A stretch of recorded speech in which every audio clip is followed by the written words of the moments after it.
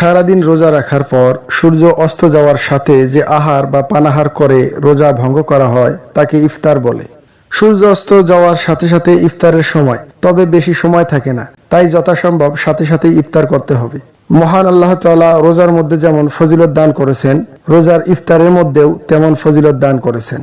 রোজাদারগণ ইফতার সামগ্রী সমূহ সম্মুখে নিয়ে যখন ইফতার করার জন্য অপেক্ষা করতে থাকে, নির্দিষ্ট সময়ের পূর্বে একটি দানা মুখে তুলে দেন না, তখন মহান আল্লাহ তাআলা বান্দার এই মহান আল্লাহ ভীরতা দেখে অত্যন্ত সন্তুষ্ট হন।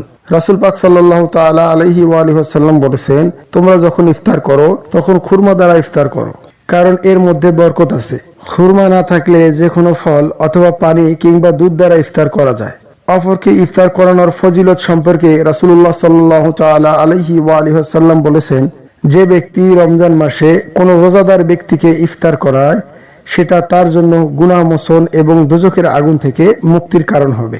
ইফতারের সময় হওয়ার সঙ্গে সঙ্গে দোয়া পড়ে ইফতার করতে হয়।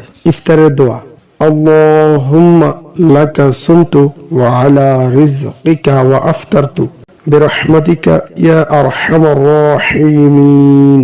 হে আল্লাহ, আমি তোমারই সন্তুষ্টির জন্য রোজা রেখেছি এবং তোমারই দেয়া রিজিকের মাধ্যমে ইফতার করছি।